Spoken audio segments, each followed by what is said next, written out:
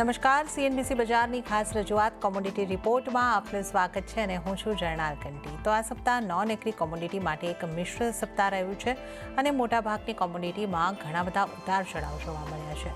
જ્યાં સોના ચાંદીમાં નીચલા સ્તરેથી રિકવરી આવી તો બેઝ મેટલ્સમાં ઉપલા સ્તરેથી નફા વસૂલીનું દબાણ બન્યું।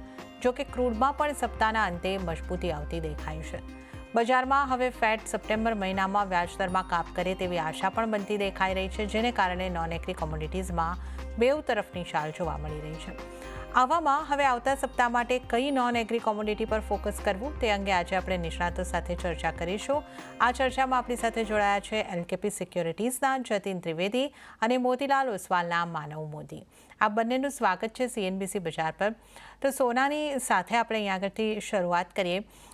જતીનજી, આપની સાથે ચર્ચાની શરૂઆત કરવા માંગીશ કે જે રીતે આપણે આ સપ્તાહની અંદર જોયું કે સોનામાં એક ઉછાળા તરફી આપણને થોડી મજબૂતી આવતી દેખાય છે અને આપણે જો સોનાની વાત કરીએ એમસીએક્સ ઉપર આપણે 73,000ની ઉપર સોનાને પહોંચતું જોયું છે। તો હવે તમને શું લાગી રહ્યું છે, કયા ફેક્ટર્સ અહીં આગળથી સોનાને સપોર્ટ કરી રહ્યા છે? કારણ કે જીઓપોલિટિકલ ટેન્શન્સ હવે એટલા બધા ચર્ચા આપણે નથી કરી રહ્યા, તો ત્યાં એટલી ચિંતા એટલી બધી નથી દેખાઈ રહી, પણ સોનાને એક સપોર્ટ મળ્યો છે। તો કયા ફેક્ટર્સ તમે જોઈ રહ્યા છો અને આગળ સોનાના માટે કઈ રીતનો આઉટલુક રાખો છો? ઝરના, જો ડેફિનેટલી જીઓપોલિટિકલ ટેન્શન્સ જે છે ક્યાં ને ક્યાં થોડા ઇઝડ આઉટ છે, જેના કારણથી આપણે કહી શકીએ છીએ કે આજના દિવસે થોડું પ્રોફિટ બુકિંગ અહીંયા જ આપણને જોવા મળ્યું છે। અને ઇવનિંગ સેશનમાં આજે જે ઇમ્પોર્ટન્ટ ડેટા છે અનએમ્પ્લોયમેન્ટના અને નોન ફાર્મ પેરોલ્સના, સો એના કારણથી મને લાગે છે પ્રાઇસીસને પાછું એક સપોર્ટ મળી શકે છે। ઇટ ઇઝ ગુડ કે આ ઇવેન્ટના પહેલા આપણે એક પ્રોફિટ બુકિંગ આવતા જોયું છે, તો અહીંયાથી ઘણું જગ્યા થઈ જાય છે ગોલ્ડના બાયર્સ માટે, એક સેફ્ટી નેટ બની જાય છે બાઇંગ કરવા માટેનો। બિકોઝ આઈ થિંક મોરલેસ વેનસડેના દિવસે જે નોન ફાર્મ એમ્પ્લોયમેન્ટના ડેટા આવ્યા હતા એ ઘણા નીચે હતા। સો એક્સપેક્ટેડ એ છે કે નોન ફાર્મ એમ્પ્લોયમેન્ટ અગર જો નીચે આવ્યું છે તો પેરોલ્સ અને અનએમ્પ્લોયમેન્ટ ડેટા જે છે એ પણ ફેવરમાં આવશે ગોલ્ડના માટે। બાય ધ ટાઈમિંગ અનએમ્પ્લોયમેન્ટના ડેટા જે છે હાયર આવી શકે છે અને નોન ફાર્મ પેરોલ્સના ડેટા જે છે એ લોઅર આવી શકે છે, જે મોસ્ટલી ગોલ્ડના પ્રાઇસીસ અહીંયાથી સપોર્ટ કરશે અને ડોલર ઇન્ડેક્સ જે છે એ ક્યાંય ને ક્યાંય થોડુંક સેલિંગ પ્રેશર ઓબ્ઝર્વ કરતું દેખાશે। બટ ઓલરેડી કેમ કે પ્રાઇસ મોમેન્ટમ બહુ હાઈ રહ્યું છે આ વીકના અંદર, એક સ્ટ્રોંગ વોલેટિલિટી વીક રહ્યું છે। It has not been easy, specially આજના દિવસે આપણે જોવા જઈએ તો આ વીકના દોરાન આપણે જોયું હતું કે 2310 2315 પાસે એક સ્ટ્રોંગ સપોર્ટ લેતો જોવા મળ્યો ગોલ્ડ, અને 2315 થી લઈને એક સારી એમથી રેલી 2390 2385 સુધી આપણે એક રેલી જોઈ છે। અને આજના દિવસે એક સ્ટ્રોંગ પ્રોફિટ બુકિંગ જોવા મળી રહ્યું છે, સવારથી એક સ્ટ્રોંગ સેલ ઓફ ચાલુ છે અને જે બપોરના ટાઈમ પર બહુ વધારે એસ્કેલેટ થયું છે। તો મને લાગે છે આ એક બાઇંગ ઓપોર્ચ્યુનિટીના હિસાબથી જોવું જોઈએ। It is a very good profit booking which has happened for re entering in to the prices. Broadly અગર આપણે જોવા જઈએ તો ટ્રેન્ડ ઓબ્વિયસલી પોઝિટિવ ઝોનના અંદર જ ચાલતો રહ્યો છે, અને જ્યારે બી આવા ઘટાડા આવી જાય છે પ્રાઇઝીસના અંદર, ત્યારબાદ એના અંદર બાઇંગ પણ તરત આવી જાય છે। ઓનલી અ સિનારીઓ કે એના અંદર જો અનએમ્પ્લોયમેન્ટના ડેટા જે છે એ બહુ જ સારા આવે બાય ધ ટાઈમિંગ કે અનએમ્પ્લોયમેન્ટ જે છે એ વધતું ન દેખાય, તો ગોલ્ડના માટે થોડુંક અહીંયાથી પેનિક રહી શકે છે, બિકોઝ ફેડરલ રિઝર્વના પાસે હજી જગ્યા રહી જશે ઇન્ટરેસ્ટ રેટને ના કાપવાની। અને અનએમ્પ્લોયમેન્ટના ડેટા જો હાયર આવે છે, વધીને આવે છે કે અનએમ્પ્લોયમેન્ટ હજી વધી રહ્યું છે, તો ફેડરલ રિઝર્વ પાસે હજી પણ સ્પેસ નથી બચતો હવે કે ઇન્ટરેસ્ટ રેટ કટનું ડિલે કરતો જાય। સો સપ્ટેમ્બરનું રેટ કટ જે છે એ પ્રાઇઝ ઇન થતું દેખાશે ગોલ્ડના અંદર, પ્રાઇઝીસના અંદર। So all factors will be counting in at 6 p.m. જે આજે ડેટા આવશે એના પાછળ। સો માય વ્યૂ પોઈન્ટ ઇઝ કે આઈધર સાઈડનો ડેટા જે બી આવે થોડુંક હેડરૂમ મૂકી રાખો, લોઅર સાઈડનું જે છે એ પ્રોબેબિલિટી મૂકીને ચાલો। I think couple of percentage point આગળ ચાલતા નીચે જરૂર તમને જોવા મળી શકે છે। સો બ્રોડલી આના અંદર ટ્રેન્ડ જે રીતે મેં કીધું પોઝિટિવનો બનેલો છે, અને 70,000ના આજુબાજુના લેવલ્સ જે છે એ મને લાગે છે હોલ્ડ આઉટ કરતો તમને જોવા મળશે ગોલ્ડ આગળ ચાલતા। 70,000 70,500 મારા હિસાબથી બહુ સારા લેવલ્સ છે એમસીએક્સ પર, અને કોમેક્સ પર આપણે જોવા જઈએ તો 2280ના લેવલ્સ જે છે એ બ્રેક થતું મને નથી લાગતું કે બહુ ઇઝી રહેશે એના માટે, irrespective what ever data comes અને વોલેટિલિટી જેવી રહે છે। બ્રોડલી પોઝિશનિંગ જે છે એ પોતાની બાઇંગમાં સાઈડમાં જ રાખીને ચાલવાની, જો ડીપ આવે એના માટે થોડી જગ્યા રાખો એ હું કહીશ, સલાહ આપીશ। જી જન। ઓકે, તો આપણે અહીં આગળથી ખાસ કરીને સોનાની વાત કરીએ તો ખાસથી વોલેટિલિટી આપણને અહીં આગળથી આવતી દેખાઈ રહી છે. આજના એટલે કે શુક્રવારના દિવસમાં પણ આપણે અહીં આગળથી એક મોટો ઘટાડો ફરી પાછો એક સોનાની અંદર આવતા જોયો છે. તો તમામ ફેક્ટર્સ જે છે અહીં આગળથી એની ઇફેક્ટ કઈ રીતની છે એની આપણે વાત કરીએ, પરંતુ બ્રોડ ટ્રેન્ડ જે છે એ હજી પણ પોઝિટિવ લાગી રહ્યો છે. માનવજી, આપનો કઈ રીતનો વ્યૂ બની રહ્યો છે?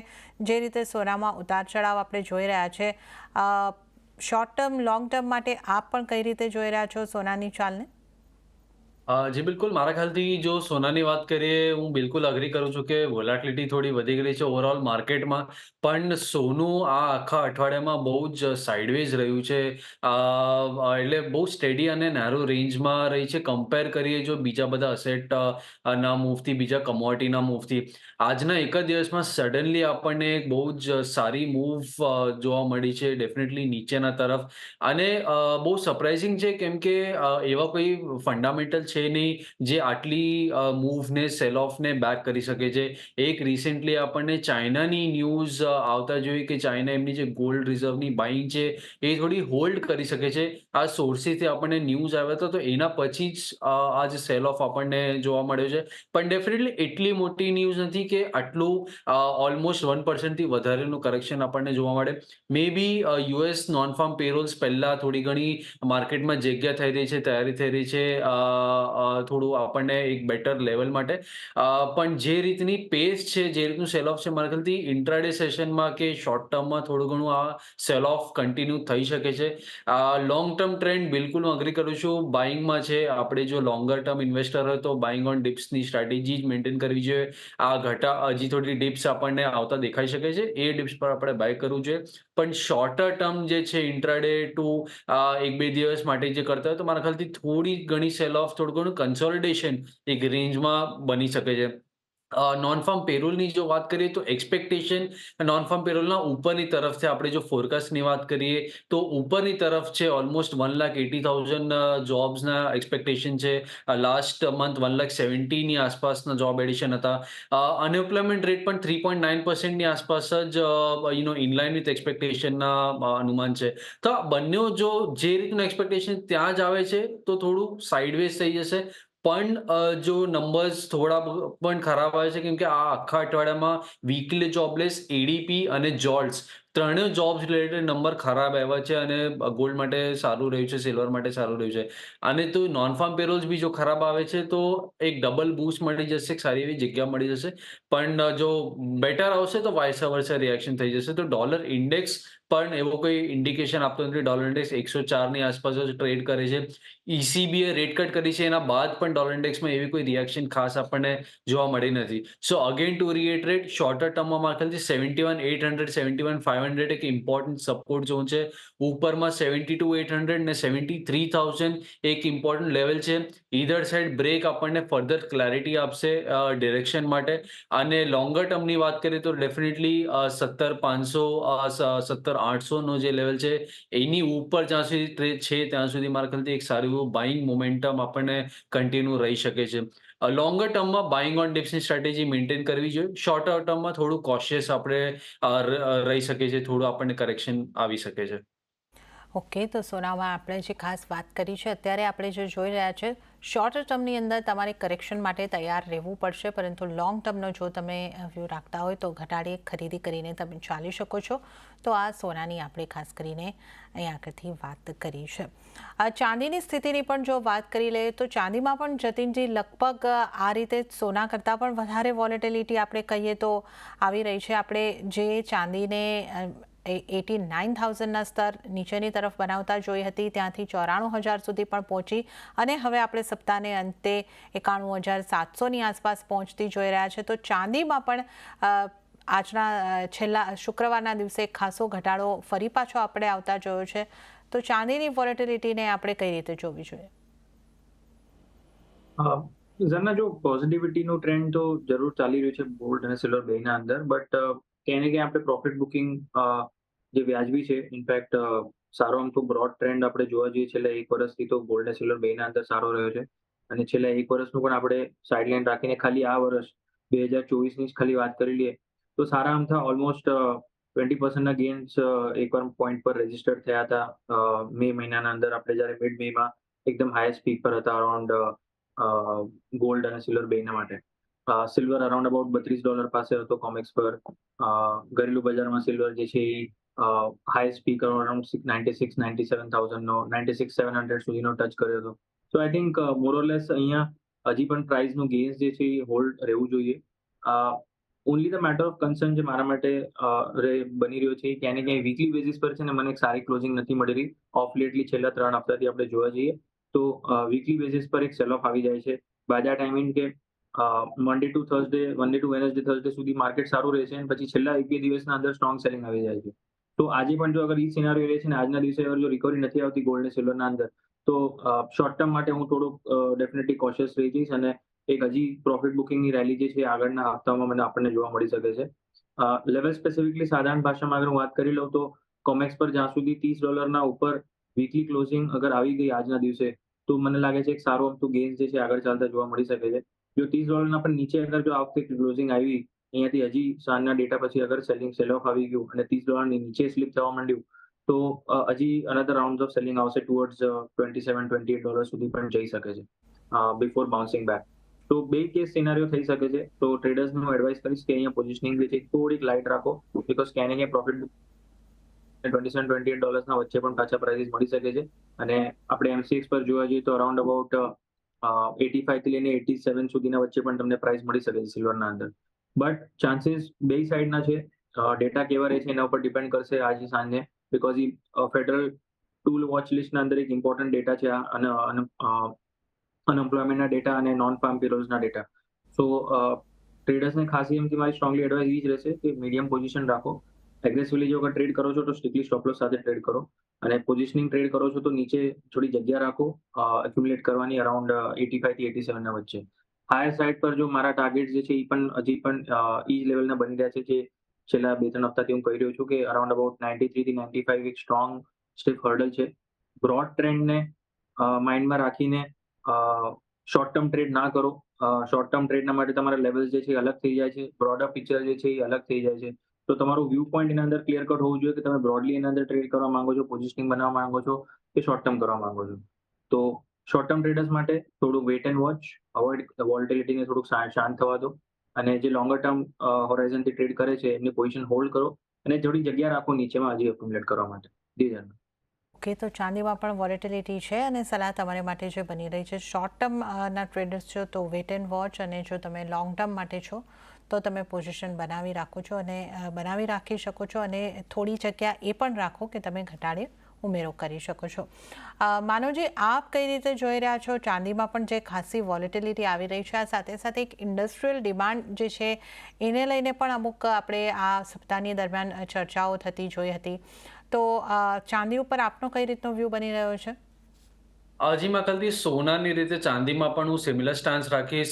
સોનામાં તો ઇનફેક્ટ આખા અઠવાડિયામાં થોડું સ્ટેડી મૂવ આપણે જોયું હતું અને આજના દિવસમાં થોડું આપણને વધારે મૂવ આવતો જોયું છે. પણ ચાંદી આખા અઠવાડિયામાં આવી રીતે જ મૂવ કર્યું છે. મારા ખ્યાલથી 1 થી 2% જે ઇન્ટ્રાડે મૂવ છે એ બહુ નોર્મલ થઈ ગઈ છે ચાંદીના ટ્રેડર્સ માટે.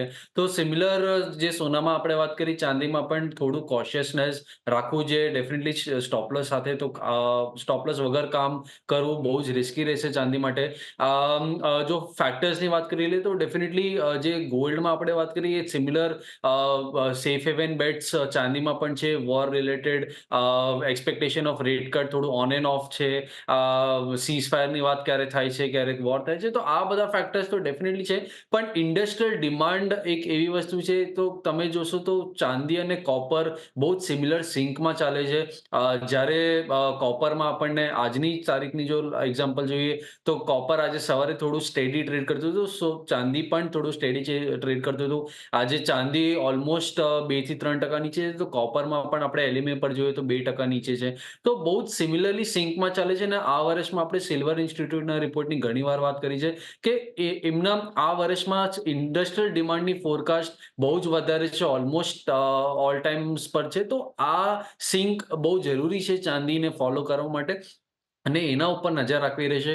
ગોલ્ડ સિલ્વર રેશિયોની પણ જો વાત કરીએ તો ઓલમોસ્ટ 78-79 જઈને ફરી એકવાર આપણને થોડું નીચે આવતો જોયું હતું.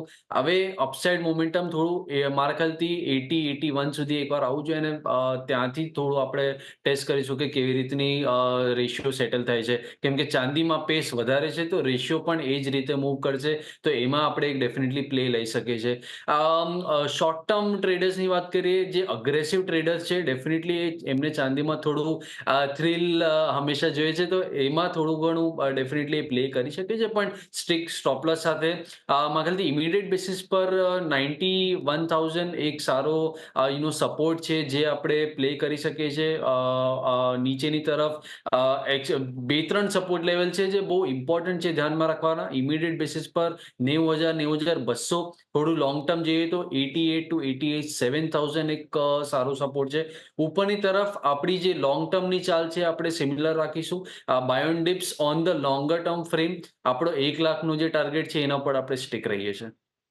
તો જતીનજી, હવે આપણે થોડી મેટલ્સ ઉપર તમારો વ્યૂ લઈ લઈએ. જે રીતે આપણે આ સપ્તાહની અંદર જોઈ રહ્યા છે કે થોડા દબાણ તરફી મેટલ્સની અંદર આપણે કારોબાર થતા જોયા. જે આપણે એક સારી રેલી જોઈ હતી, ત્યારબાદ આ પ્રોફિટ બુકિંગ છે કે આપ કોઈ અન્ય કારણો જોઈ રહ્યા છો? થોડો સંક્ષિપ્તમાં આપની પાસેથી આ વ્યૂ જાણવા માંગીશું. જના જો બેઝ મેટલનું માર્કેટ બ્રોડલી સારો અમથા ટ્રેન્ડમાં ચાલુ છે, બટ અહીંયા જે છે એ પ્રોફિટ બુકિંગ અને ઇનફેક્ટ શોર્ટ સેલિંગ પણ વિટનેસ થઈ રહ્યું છે. બિકોઝ આફ્ટર સ્ટેલર રેલી જે છે એ ક્યાંય ને ક્યાંય થોડાક સ્કેપ્ટિકલ પોઝિશન્સ બની રહ્યા છે. બહુ હેવી પોઝિશનિંગ બાઇંગમાં નથી દેખાઈ રહી. તો હમણાં ઇમિડિયેટ બેસિસ પર થોડું કોશિયસ મૂવ મારું હજી પણ બનેલું છે આના અંદર. જૂન મહિનાના સિરીઝના અંદર કદાચ તમને આના અંદર બહુ વધારે વધતું ન દેખાય પ્રાઇઝિસ. રેન્જ જે છે ક્યાંય ને ક્યાંય થોડુંક નીચેની તરફની વધારે દેખાઈ રહી છે મને. ટુવર્ડ્સ 840-845 સુધીના ઝોન્સ તમને કોપરના અંદર આવતા જરૂર જોવા મળી શકે છે. સાથે સાથે ઝિંકના અંદર પણ જોવા જવું તો 250 સુધીના લેવલ્સ આવી શકે છે પહેલા. સો બિફોર એની પ્રાઇસ રાઇઝ થોડુંક અહીંયાથી પ્રોફિટ બુકિંગ સિનારીઓ બની રહ્યું છે. બિકોઝ ઇકોનોમિકલી સ્ટ્રેન્થનિંગ જે છે ક્યાંય ને ક્યાંય જરૂર પકડી શકે છે વન્સ ઇન્ટરેસ્ટ રેટનું કટનું ક્લિયરન્સ આવી જાય યુએસના તરફથી. બિકોઝ ક્યાંય ને ક્યાંય હજી પણ થોડુંક સ્કેરનેસ છે કે કદાચ સપ્ટેમ્બરમાં પણ હાઇક ન થાય. તો ગ્લોબલ ગ્રોથ અને આ બધી વસ્તુ પિક્ચરાઇઝેશન જોતા થોડું અહીંયા જે છે પ્રોફિટ બુકિંગ જે છે એ ચાલી રહ્યું છે બેઝ મેટલના અંદર. તો શોર્ટ ટર્મમાં થોડુંક પેઇન જરૂર જોવા મળી શકે છે, બટ બ્રોડલી ટ્રેન્ડ પોઝિટિવ છે. બટ શોર્ટ ટર્મમાં થોડુંક પેઇન અહીંયા રહેશે. એટલીસ્ટ મેક્સિમમ જૂન મહિનાનો સિરીઝ જે છે થોડુંક વીક રહી શકે છે. જી જાણ. કે તો શોર્ટ ટર્મમાં થોડું પેઇન મેટલ્સની અંદર પણ દેખાઈ રહ્યું છે. બ્રોડલી પોઝિટિવ વ્યૂ 840ના સ્તર આપણને દેખાઈ શકે છે. કોપરમાં, ઝિંકમાં 250ના. માનવ, આપનો વ્યૂ લેવા માંગીશું ખાસ કરીને ક્રૂડની ઉપર. ક્રૂડમાં પણ આપણે જે રીતે જોયું, ફરી પાછું એક સપ્તાહના અંતે આપણે $80 આસપાસ ક્રૂડની કિંમતોને પહોંચતા જોઈ રહ્યા છે. તો ક્રૂડ ઉપર આપનો વ્યૂ કઈ રીતનો રહેશે? આપ કઈ રીતે આઉટલુક જોઈ રહ્યા છો? આપને પણ વિનંતી કે થોડા આપણી પાસે સમયનો અભાવ છે તો સંક્ષિપ્તમાં આપનો એક વ્યૂ આપશો. જી બિલકુલ. ક્રૂડમાં આપણે જે આ અઠવાડિયાની વાત કરી હતી, ઇન્વેન્ટરી નંબર્સ અને જીઓપોલિટિકલ ટેન્શન ઉપર ખાસ નજર રહેશે. જીઓપોલિટિકલ કાલના સેશનમાં જો જોઈએ તો ઇઝરાયલ અને એમની વોરની ફરી એકવાર ન્યૂઝ આવી હતી. ઇન્વેન્ટરી નંબર્સ થોડા વધીને આવ્યા હતા, પણ આપણે જેમ વાત કરી ડ્રાઇવિંગ સિઝન પર છે તો ડિસ્ટિલેટ ગેસોલિન ઉપર પણ નજર રાખવી જરૂરી રહેશે. પણ આ મારા ખ્યાલથી સપોર્ટથી થોડું રિવર્સલ જ છે. ઇમિડિયેટ બેસિસ પર જો 64ની ઉપર જાય છે તો જ એક ફરી એકવાર બાઇંગની રાલી આવી શકે છે. પણ શોર્ટ ટર્મની વાત કરીએ તો 63.20ની આસપાસ આપણે બાય કરી શકીએ છીએ 64-20ના ટાર્ગેટ્સ માટે. જે પ્રીવિયસ રેન્જ હતી 64 અને 67ની એ થોડી ધ્યાન રાખવાની રહેશે. અત્યાર માટે 62 નીચેમાં અને 64 ઉપરમાં એક શોર્ટ ટર્મ રેન્જ છે. ઈધર સાઇડ બ્રેક આપણને ફર્ધર ડિરેક્શન આપી શકે છે. ડેફિનેટલી ઓપેક પ્લસ પછી વધારે કમેન્ટ્સ અને ઇન્વેન્ટરી નંબર્સ ઉપર ધ્યાન રાખવાનું રહેશે. પણ આ રેન્જ આપણે ફોલો કરીને ચાલી શકીએ છીએ. ઓકે, તો 6100થી લઈને 6400ની રેન્જ અહીં આગળથી માનવજી જે જણાવી રહ્યા છે કે આ જ રેન્જની અંદર કારોબાર થતો દેખાઈ રહ્યો છે. અને ઇન્વેન્ટરી નંબર્સ અને ઓપેક્સ તરફથી કયા આવે છે એના ઉપર નજર રાખવાની રહેશે. જતીનજી, ક્રૂડને તમે કઈ રીતે જોઈ રહ્યા છો? આપને પણ લાગે છે કે આ રેન્જની અંદર જ રહેશે કે કઈ રીતે આપનો સલાહ રહેશે ક્રૂડ ઉપર? જો અહીંયા ક્રૂડ માટે થોડું સિચ્યુએશન જે છે એ થોડી સુધરતી દેખાય છે. બિકોઝ આફ્ટર ઓપેક પ્લસની સ્ટેટમેન્ટ આવી છે અને એમનું વ્યૂ પોઈન્ટ જે છે ક્યાંય ને ક્યાંય થોડુંક ડિમાન્ડને લઈને આગળ આઉટલુક જે છે એ પોઝિટિવ તરફના છે. હાલાકી પ્રોડક્શનના માટે થઈને બહુ વધારે સેન્ટિમેન્ટલ કોઈ પોઝિટિવ નથી, બટ ડિમાન્ડ આઉટલુકના પાછળ થોડુંક અહીંયા સપોર્ટ લઈ શકે છે. તો મને લાગે છે ટેમ્પરરી અહીંયા થોડુંક શોર્ટ ટર્મ માટે મને લાગે છે બોટમ આઉટ થઈ ગયું છે ક્રૂડ. અને MCX પર મને લાગે છે અહીંયા ક્યાંને ક્યાંય તમને 6500 થી લઈને 6600 સુધીના વ્યૂ પોઈન્ટ બનાવીને ચાલવા જોઈએ. ઓવરઓલ સ્ટ્રક્ચર હજી પણ વીક છે જ્યાં સુધી આ 6700 ના નીચે ટ્રેડ કરે છે MCX પર, બટ શોર્ટ ટર્મમાં થોડુંક બાઉન્સ એક્સપેક્ટ કરું છું. બ્રોડલી આના અંદર જો પિક્ચરાઇઝેશન પોઝિટિવ થઈ જાય છે કે નહીં થોડુંક હજી વેટ કરવું પડશે. એટલીસ્ટ 12 જૂનનો વેટ કરવું પડશે જ્યારે ફેડરલ રિઝર્વનું પોલિસી આવી જાય, અપડેટ આવી જાય. ત્યારબાદ થોડું ક્લેરિટી થઈ શકે છે કે એ લોકો કેવી રીતના જોઈ રહ્યા છે પ્રોજેક્શન્સ, ગ્લોબલ હેલ્થ સિચ્યુએશન, યુએસની સિચ્યુએશન. તો ત્યારબાદ એના અંદર થોડું હજી સ્પાઇકઅપ અગર આવવા મળી જાય છે તો ટ્રેન્ડ જે છે ચેન્જ થઈ જશે. But as of now temporary for at least another week or so થોડુંક પોઝિટિવ ટ્રેન્ડ અહીંયા રહી શકે છે.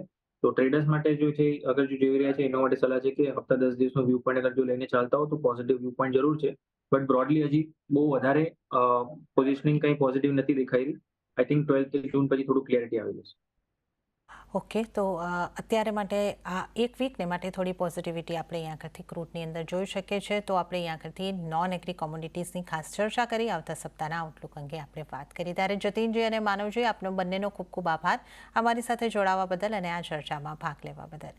અને આ સાથે જ કોમોડિટી રિપોર્ટ આ શોમાં હાલ પૂરતું આટલું જ. હાલ મને પણ આપશો રજા. વધુ અપડેટ્સ અને સમાચારો માટે આપ જોતા રહો CNBC બજાર. નમસ્કાર.